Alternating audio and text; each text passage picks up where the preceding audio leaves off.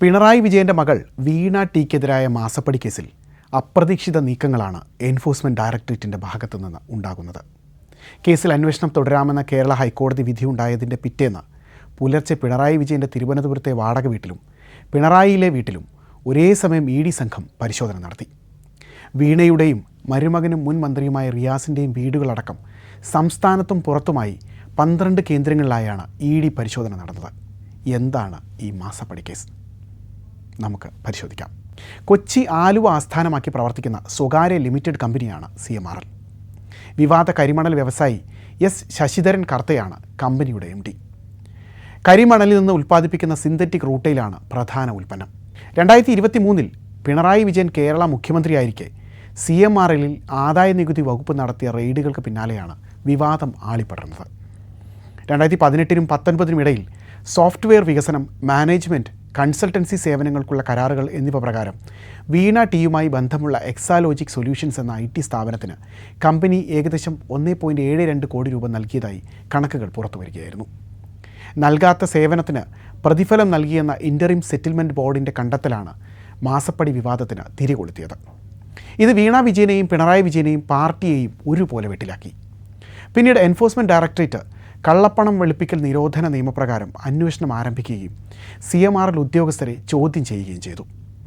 അന്വേഷണത്തിനിടെ ആദായ നികുതി പരിശോധനയ്ക്കിടെ പിടിച്ചെടുത്ത ഡയറിയിൽ നിന്ന് പണം കൈപ്പറ്റിയ വിവിധ പാർട്ടിയിലെ നിരവധി രാഷ്ട്രീയക്കാരുടെ വിവരങ്ങൾ രേഖപ്പെടുത്തിയിട്ടുണ്ടെന്ന വിവരവും പിന്നീട് സംസ്ഥാന രാഷ്ട്രീയത്തിൽ കോളിളക്കമുണ്ടാക്കി. ഇതിനിടെ വീണയ്ക്കും പിണറായി വിജയനും സർക്കാരിനും CPMനുമെതിരെ പ്രതിപക്ഷം ആക്രമണം കടുപ്പിച്ചു. മൂവാറ്റുപുഴ MLA മാത്യു കുഴൽനാടൻ നിയമസഭയിൽ വിഷയമുന്നയിച്ചു. മാസപ്പടി ആരോപണം കത്തിപ്പടർന്നു. എന്നാൽ അതിനിടെ CMRൽ നിന്ന് കൈപ്പറ്റിയ പണത്തിന് വീണ IGST അടച്ചതായി നികുതി വകുപ്പ് കണ്ടെത്തുകയും റിപ്പോർട്ട് പുറത്തെത്തുകയും ചെയ്തു. എന്നാൽ വീണയെ പിന്തുണയ്ക്കുന്നതായിരുന്നു CPMൻ്റെ നിലപാട്. CMRലും എക്സാലോജിക്കും 2 കമ്പനികൾ എന്ന നിലയിൽ നിയമപരമായി സേവന കൈമാറ്റത്തിനുള്ള കരാറിൽ ഏർപ്പെട്ടതാണ്. കരാറിലെ വ്യവസ്ഥകൾ അനുസരിച്ചാണ് CMRL എക്സാലോജിക്കിന് പണം നൽകിയത്. കരാർ അടിസ്ഥാനത്തിലുള്ള പണമിടപാടുകളെല്ലാം നടന്നത് ബാങ്ക് മുഖേനയാണ്. ഇതിൽ തട്ടിപ്പുകളില്ലെന്നായിരുന്നു വീണയുടെയും എക്സാലോജിക്കിൻ്റെയും വാദം. CMRL എന്ന കമ്പനി ആദായ നികുതിയുമായി ബന്ധപ്പെട്ട തർക്കം പരിഹരിക്കുന്നതിനാണ് ഇൻ്ററിം സെറ്റിൽമെൻറ്റ് ബോർഡിന് മുമ്പിലേക്ക് പോയത്. ഈ വിഷയത്തിൽ വീണയുടെ കമ്പനി കക്ഷിയേ അല്ലെന്നും തങ്ങളുടെ ഭാഗം കേട്ടിട്ടില്ലെന്നും വാദമുയർന്നു. എന്നാൽ സുതാര്യമായ പണമിടപാടും നിയമപരമായ കരാറും എന്ന വാദത്തെ ഖണ്ഡിക്കുന്ന റിപ്പോർട്ടായിരുന്നു രജിസ്ട്രാർ ഓഫ് കമ്പനീസിൻ്റെതായി പുറത്തു വന്നത്. സേവന കരാറിൻ്റെ മറവിൽ നടന്നത് കള്ളപ്പണം വെളുപ്പിക്കലാണെന്ന് ആരോപിക്കുന്നതായിരുന്നു റിപ്പോർട്ട്. ആ ഇടപാടിൽ അഴിമതി ഉണ്ടെന്നും അന്വേഷണം നടത്തണമെന്നും ശുപാർശയുമുണ്ടായിരുന്നു. എക്സാലോജിക്കിനെയും വീണയെയും പ്രതിക്കൂട്ടിൽ നിർത്തുന്ന നിരവധി കണ്ടെത്തലുകളാണ് പിന്നീട് പുറത്തു വന്നത്. കമ്പനികൾ തമ്മിലുള്ള കരാർ ഡയറക്ടർ ബോർഡിൻ്റെ അനുമതിയോടെ ആവണം. ആ തീരുമാനത്തിന് ഒപ്പടക്കമുള്ള മിനിറ്റ്സ് ഉണ്ടാകണം. എക്സാലോജിക്കുമായി ഉണ്ടാക്കിയ കരാറിനെ സംബന്ധിച്ച് KMMLയുടെ ഡയറക്ടർ ബോർഡ് അറിഞ്ഞിരുന്നില്ല. സാമ്പത്തിക നേട്ടത്തിന് കമ്പനിയുടെ പേരിൽ വ്യാജരേഖ ഉണ്ടാക്കുന്നത് ഗുരുതരമായ കുറ്റമാണെന്നിരിക്കെ സാമ്പത്തിക ഇടപാടുകൾ സംബന്ധിച്ച് ഓഡിറ്റർ സാക്ഷ്യപ്പെടുത്തിയ രേഖയോ പൊതുയോഗം അംഗീകരിച്ച കണക്കോ ഇല്ലായിരുന്നു. പണം വാങ്ങിയത് സേവനത്തിനാണെന്ന് തെളിയിക്കുന്ന ഒരു രേഖയും ഹാജരാക്കാൻ എക്സാലോജിക്കിന് കഴിഞ്ഞിട്ടില്ല.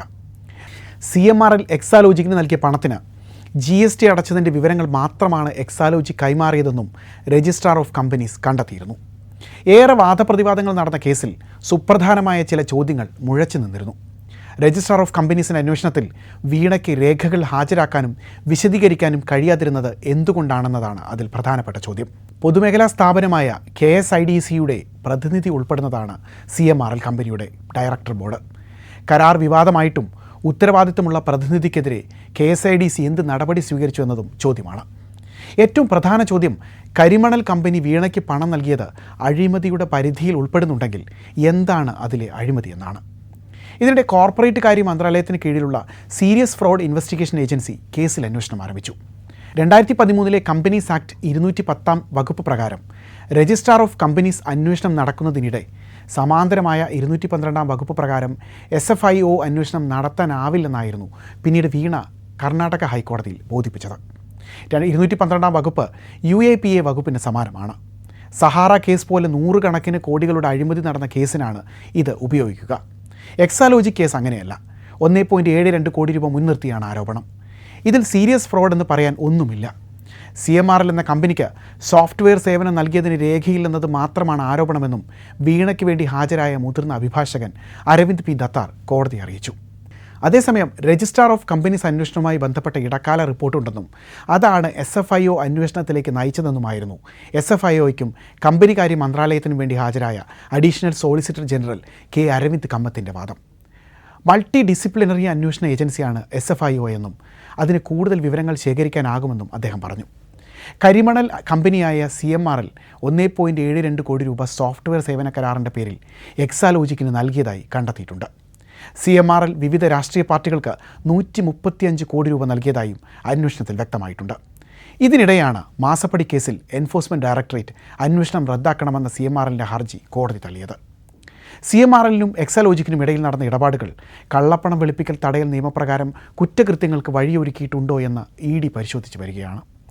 ക്രമക്കേട് ആരോപിക്കപ്പെടുന്ന ഇടപാടുകൾ അധികാര ദുർവിനിയോഗമോ കൈക്കൂലിയോ ആയിരുന്നുവെന്ന് തെളിയിക്കുന്ന അത് സ്ഥാപിക്കുന്ന തെളിവുകളൊന്നും തന്നെ ഇതുവരെ അന്വേഷണ ഉദ്യോഗസ്ഥർ ഹൈക്കോടതിയിൽ ഹാജരാക്കിയിട്ടില്ല. എന്നാൽ എന്ത് സേവനമാണ് എക്സാലോജിക് കർത്തയുടെ CMRL നൽകിയതെന്ന് വ്യക്തമാക്കാൻ 2 കമ്പനികൾക്കും കഴിഞ്ഞിട്ടില്ല.